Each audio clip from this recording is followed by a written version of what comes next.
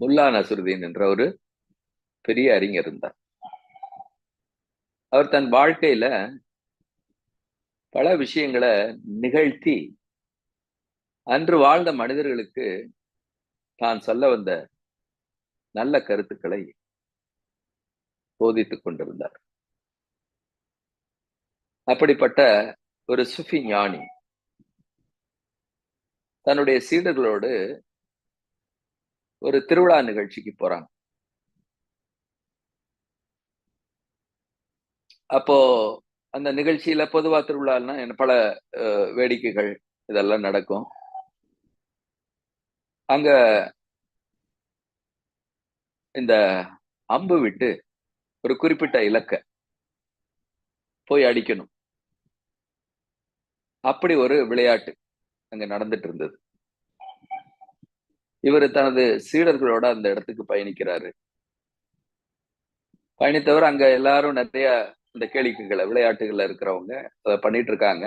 இவரும் ஒரு அம்பு வில் எடுத்து அந்த குறிப்பிட்ட இலக்க எய்ம் பண்றார். உடனே அங்க இருந்த அத்தனை மக்களும் அவரை நோக்கி பார்வையை திருப்பினாங்க.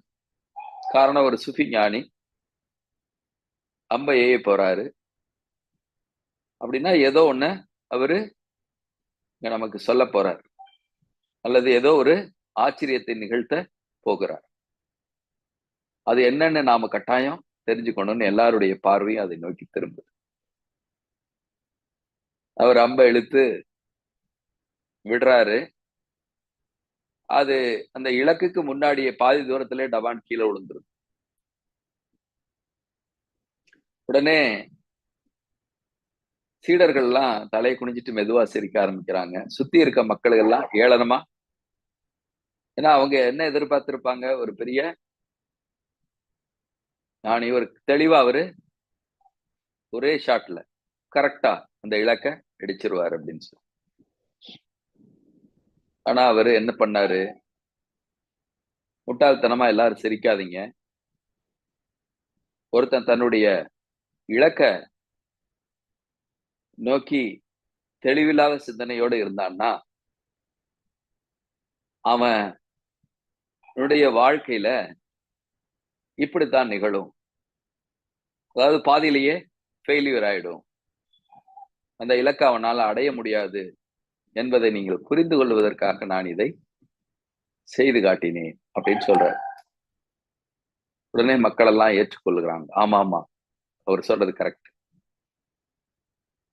அறகுறைய நாலேஜோட நாம ஒரு விஷயத்த ட்ரை பண்ணோம்னா அது பாதியிலேயே நின்றும். கரெக்ட். அடுத்து திரும்பி இன்னொரு அம்பை எடுத்து அவரு அந்த இலக்கை நோக்கி குறி வைக்கிறார்.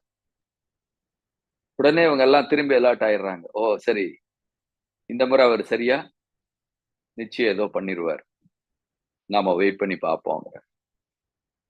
இழுத்து விடுறாரு. அந்த இலக்கை தாண்டி அந்த அம்பு போய் விழுகுது. எல்லாரும் என்னடா இது, இவரு மீண்டும் இப்படி ஃபெயிலியரா பண்ணிட்டாரு அப்படின்னு சிரிக்க போறாங்க. இல்ல இல்ல, அவசரப்படாதீங்க எல்லாரும்.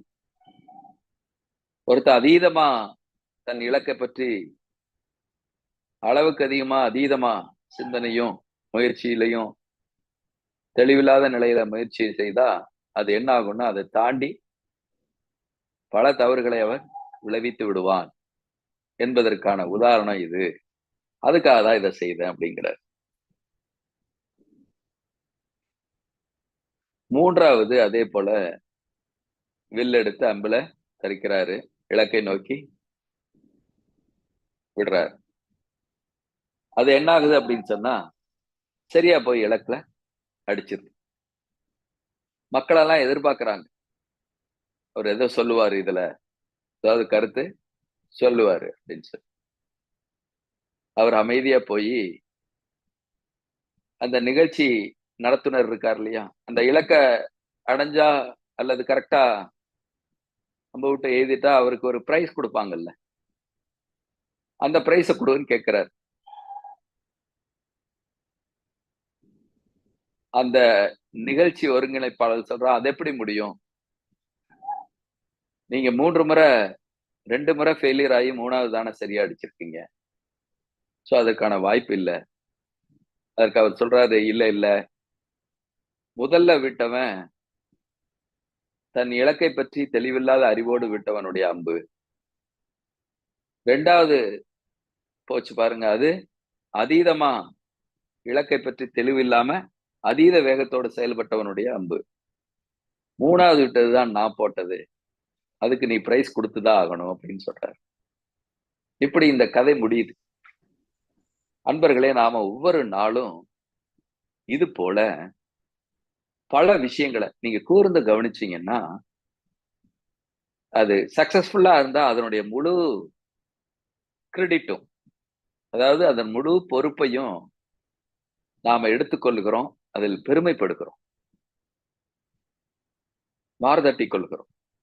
நான் தான் செஞ்சேன் அப்படின்னு சொல்லி.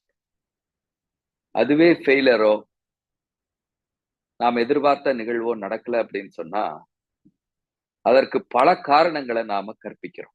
சமுதாயத்த சொல்றோம், அரசியல சொல்றோம், நண்பர்கள சொல்றோம், குடும்ப உறுப்பினர்கள சொல்றோம். அப்போ இப்படி சொல்லுவதன் மூலம் என்ன நடக்குது அப்படின்னா, இந்த போலி நான் இருக்கு இல்லையா? அகங்காரம். அதை நாம வளர்த்துக் கொண்டிருக்கிறோம் என்பத சொல்ல வரான்.